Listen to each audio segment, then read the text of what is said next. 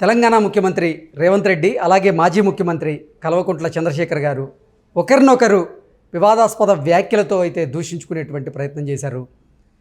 కేసీఆర్ని ఉద్దేశించి రేవంత్ రెడ్డి నువ్వు గాడిద అంటూ కొన్ని వ్యాఖ్యలు చేస్తే, రేవంత్ రెడ్డిని ఉద్దేశించి కేసీఆర్ పాలిచ్చేటువంటి బర్రెని కాదని దున్నపోతుని ఎన్నుకున్నారు అంటూ కూడా కొన్ని వ్యాఖ్యలు చేసిన నేపథ్యంలో ఇప్పుడు ఈ వ్యాఖ్యలు సర్వత్రా చర్చనీయాంశమైన నేపథ్యంలో ఈ అంశానికి సంబంధించి మనతో మాట్లాడేందుకు ప్రముఖ రాజకీయ విశ్లేషకులు కృష్ణకుమారి గారు మనతో ఉన్నారు. మేడంతో మాట్లాడదు. మేడం నమస్తే. మేడం నమస్తే. మేడం, తెలంగాణ మాజీ ముఖ్యమంత్రి అలాగే ఇప్పటి ముఖ్యమంత్రి ఒకరినొకరు దూషించుకుంటూ వివాదాస్పదమైనటువంటి వ్యాఖ్యలు చేస్తూ ఉన్నారు.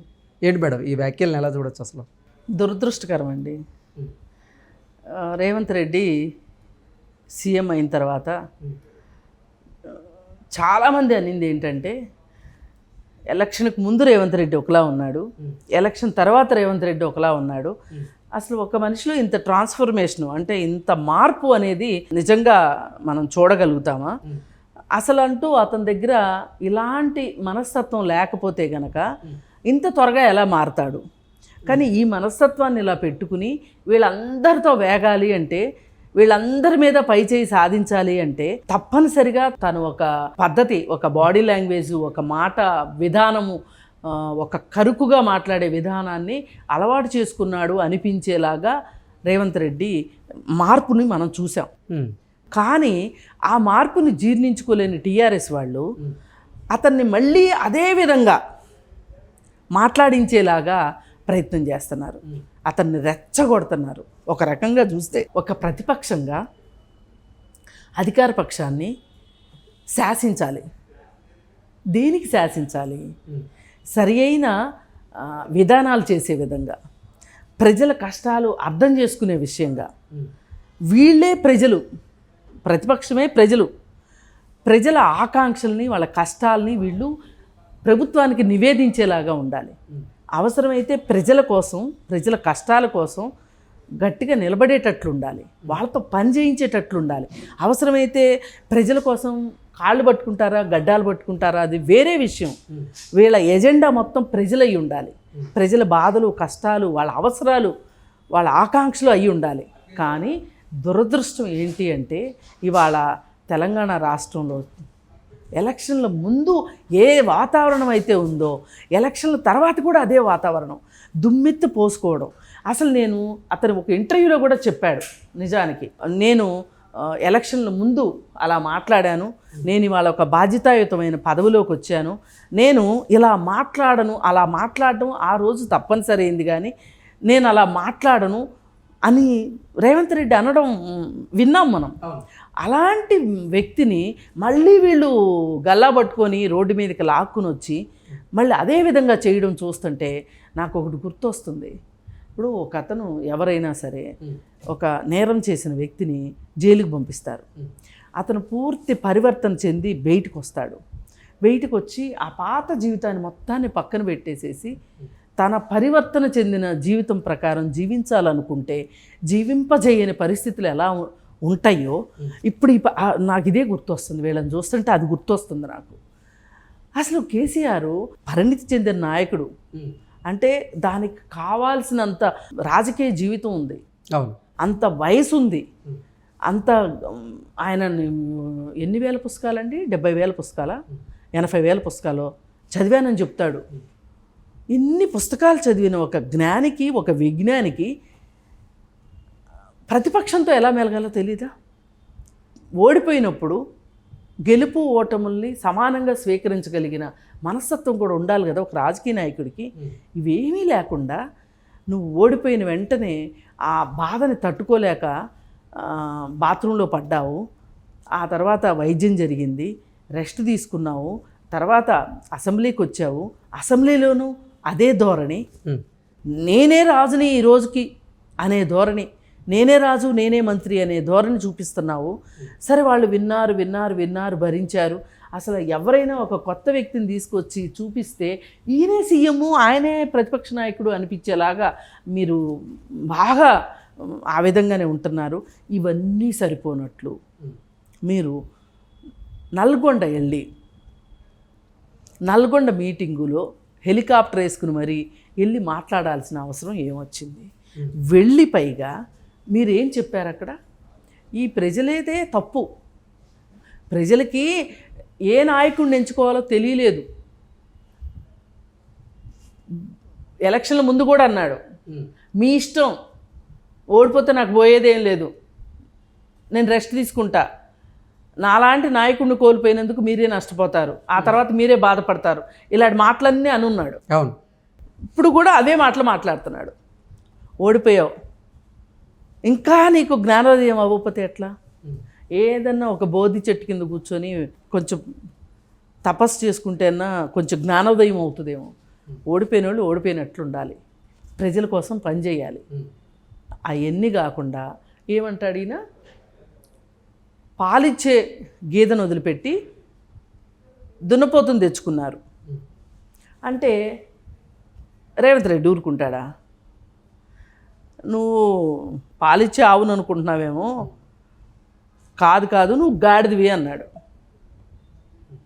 ఇది వివాదం. అసలు కేసీఆర్ ఇలాంటి వాటికి ఆస్కారం ఇవ్వనేకూడదు. అనడం ఎందుకు, అనిపించుకోవడం ఎందుకు? 1-4 అనిపించుకోవటమే కదా. నీ వయసుకి అయ్యే అవసరం అసలు ఇప్పుడు? సరే, ప్రజలు మంచి ప్రతిపక్ష హోదానిచ్చారు, ప్రజల సమస్యల్ని అసెంబ్లీ సాక్షిగానో లేకపోతే మీడియా సాక్షిగానో చూపించాలి. పైగా ఇంకా ఏం మాట్లాడతాడు, మీకు కరెంటు కూడా సరిగా ఇవ్వట్లేదు వాళ్ళు, మీకు చూపిస్తారు చూడండి, మీకు స్వర్గం చూపిస్తారు వాళ్ళు, ఈ విధంగా మాట్లాడతారు కదా. ఆ విధంగా మాట్లాడుతున్నాడు, కరెంటు గురించి మాట్లాడతాడు. అసలు కరెంటు విషయంలో కేసీఆర్ చేసినన్ని తప్పులు, కేసీఆర్ చేసినన్ని అవకతవకలు ఎవ్వరు పాల్పడలేరు. యూనిట్ 13 రూపాయలకు కొన్నాడండి, ఎంత బాధ్యత రాయొచ్చు? ప్రజలకు అవసరమైతే ఏం చెప్పాలి? మనకు కరెంట్ తక్కువ ఉంది, తక్కువ వాడుకుందాం, ఎక్కడ కరెంట్ అవసరమో అక్కడ వాడుకుందాం అని చెప్పొచ్చు కదా.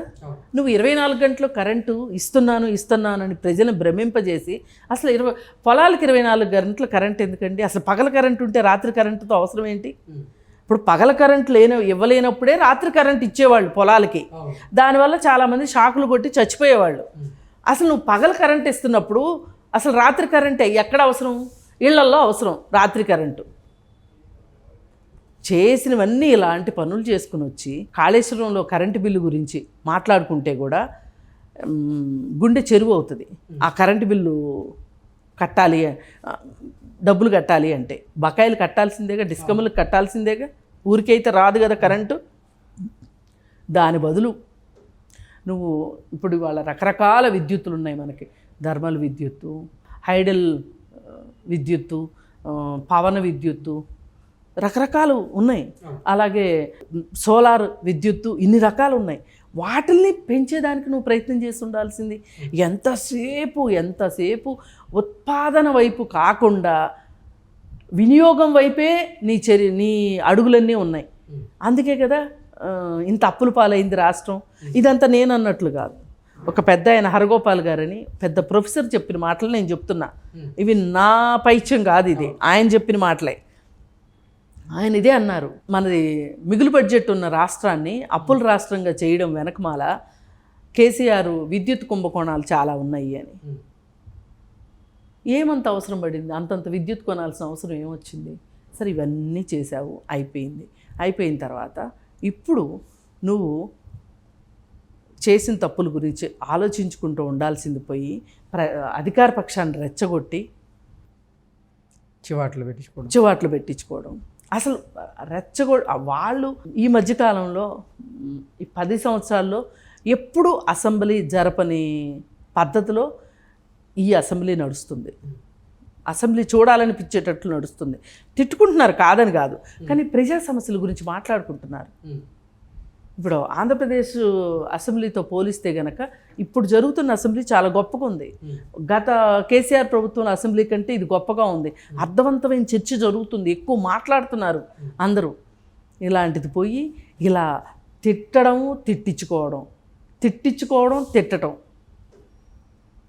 కానీ ఈ ఆప్షన్ మట్టుకు రేవంత్ రెడ్డి తీసుకున్నాడని అయితే నాకు అనిపించలేదు. మొత్తంగా నేను ఈ వార్త మొత్తం చూస్తే మొదలెట్టిందే కేసీఆర్.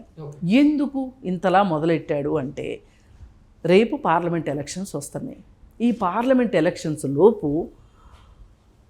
తన గంప కింద కోళ్ళనన్నిటినీ కప్పెట్టుకోవాలి అంటే నేను బలవంతుణ్ణి అని చూపించుకోవాలి. ఓకే. తన సభ్యుల ముందు కూడా నేను స్ట్రాంగ్గా ఉన్నాను, నేనేదో వీక్ అయిపోయానని మీరు అటు పక్క చూపు ఇటు పక్క చూపు చూడొద్దు, ఆ పార్టీలోకి ఈ పార్టీలోకి వెళ్ళాలని చూడొద్దు. నేను స్ట్రాంగ్గానే ఉన్నా, మనం స్ట్రాంగ్ అనే ఉద్దేశం ఇవ్వటం కోసం నోటికి ఏదొస్తే అది మాట్లాడుతూ ఉంటే, ఓ మా నాయకుడి దగ్గర వాడి వేడి ఏం తగ్గలేదు, పలుకు తగ్గలేదు, గట్టిగానే ఉన్నాడు అనే ఉద్దేశం ఆ లీడర్స్లో కల్పించటం కోసం ఓకే. ఒక విధమైన నాటకం అన్నమాట ఇది. చూడ్డానికి మనకి జగుప్సాకరంగా ఉన్నప్పటికీ కూడా వాళ్ళ ఉద్దేశంలో నాటకం ఇది. ఎందుకు చేస్తున్నారు? ఎలక్షన్ని దృష్టిలో పెట్టుకుని.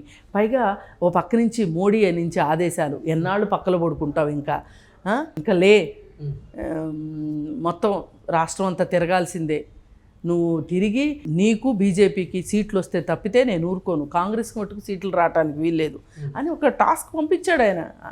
ఆ టాస్క్ ప్రకారమే ఈ విధంగా మాట్లాడుతున్నాడు. ఇప్పుడు అసలు నల్గొండలో సభే అవసరం లేదు, కానీ పెట్టిన కారణం ఏంటి అంటే ఎన్నికలను దృష్టిలో పెట్టుకుని. ఇవన్నీ ఒకప్పుడు ఆయన కారు సారు 16 అనే ఒక నినాదం ఉండేది. ఇప్పుడు ఆ మాట అనటానికి ధైర్యం చాలట్లేదు, కానీ అనాలి.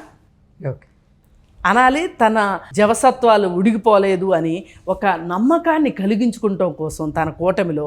పైగా మోడీ దగ్గర నుంచి మోడీకి కూడా లేదు కేసీఆర్ బాగానే కష్టపడుతున్నాడు, గెలుపోవటంలో ఎలా అన్నా ఉండేవండి, ఫలితాలు ఎలా అన్నా ఉండేవండి, కష్టపడ్డాడు అనే ఒక ఉద్దేశం తెచ్చుకోవటం కోసం ఇప్పుడు కాంగ్రెస్ వాళ్ళు మేడిగడ్డ అని మాట్లాడుతున్నారు కదా. అందుకని బీజేపీలోంచి ఒక ఆయన వచ్చేసేసి, సంజయ్ వచ్చేసేసి ఇది అవినీతికర ప్రాజెక్టు అంటే ఇప్పుడు ప్రజలు అమాయకులు అనమాట, ప్రజలకి గందరగోళం. పైగా ఈయన ఏమంటున్నాడు, ప్రజల మీదే తోస్తున్నాడు కేసీఆర్. చాలా తెలివైనోడు కదా, మరి మీకు సరిగా ఎన్నుకోవడం రాలేదు, మీరే దీనికి బాధ్యులు కాబట్టి గేదెని కాదని దున్నపోతుని మీరు ఎంచుకున్నారని. ఇప్పుడు అదంతా అనేది ఎందుకు అంటే అది అయిపోయిన ఎలక్షన్ సంగతి ఏదో అయిపోయింది. ఈసారి ఎలక్షన్లో అయినా పార్లమెంట్ ఎలక్షన్లోనైనా సరే నాకు ఓటేయండి అని చెప్పాలనుకుంటున్నాడు ఆయన. అందుకే మీ ఎన్నిక సరైంది కాదు అని వాళ్ళకి గుర్తు చేస్తున్నాడు. అమ్మో కేసీఆర్ ఇలా అన్నాడంటే నిజమే కావచ్చు అనుకోవాలని. పైగా ఇంకొక పిచ్చి బియ్యం పెడుతున్నాడు మోడీ. ఏమని, ఇక్కడ గనక మీకు మాకు పార్లమెంట్ సీట్లు కనుక ఎక్కువ వస్తే గనక ఈ ప్రభుత్వాన్ని పడగొట్టేసేసి నిన్నే ముఖ్యమంత్రిని చేస్తా, మళ్ళీ అలవాటే కదా బీజేపీకి. అందుకని ఆ నమ్మకంతో ఇప్పుడు ఒంట్లో ఓపికన్నా లేకపోయినా పరిగెట్టుకుంటూ వచ్చి ఈ మాటలన్నీ మాట్లాడుతున్నాడు. ఇది ఒక ధైర్యాన్ని నమ్మకాన్ని నింపటం కోసమే చేస్తున్నాడు తప్పితే ఇవి నిజమైన వ్యాఖ్యలు అనుకోవటానికి వీల్లేదు.